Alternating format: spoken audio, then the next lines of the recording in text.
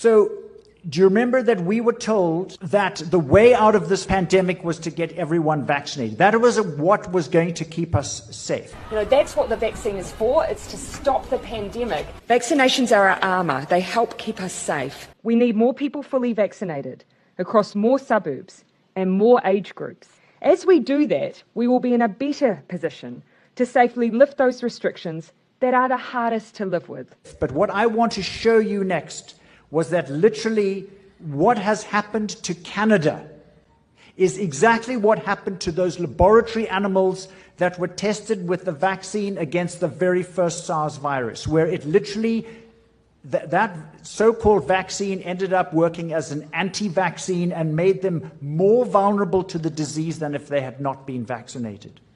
So what we now have is a pandemic of the vaccinated. I'm going to show you the evidence that this so-called vaccine is actually an anti-vaccine and that it has increased people's risk.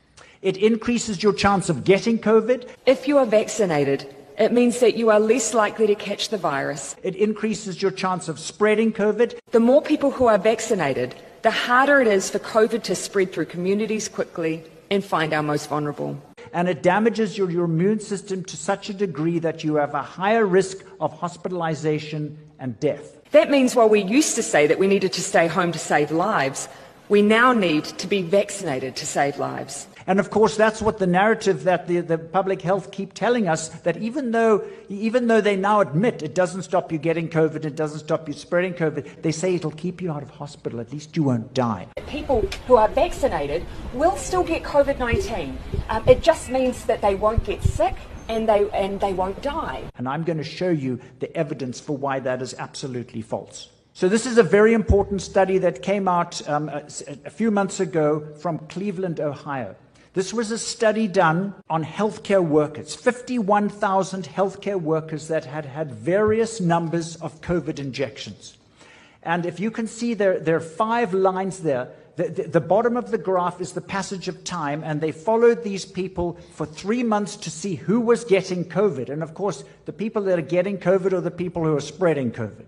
The black line at the bottom is the people that were unvaccinated. 0 doses of the vaccine. They were getting less COVID than anyone else. The virus is literally finding unvaccinated people. The next line up, the red line, is those that had had 1 dose of the vaccine. The green line, 2 doses.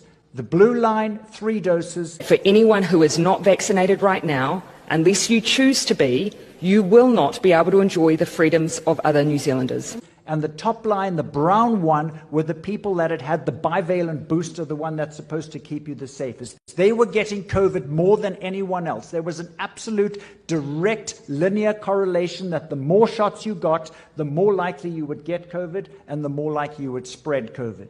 Please get a booster. Go and get boosted. The booster is incredibly important. Please do go out and get your booster today. What about severe injury and death? This is from New South Wales, Australia. This is 2 bar graphs. The one on the left is a bar graph with 4 bars showing, again, the number of vaccine doses. The graph on the left, those columns are people in hospital. The graph on the right is people in ICU. Just for the sake of time and simplicity, let's look at the one of ICU, the graph on the right. You can see the people that had 0 doses, in other words, the unvaccinated, there were absolutely none of them in ICU. 0. Of the people that had 1 shot, very few in ICU. And literally, the more shots they had, the more likely they would end up in ICU.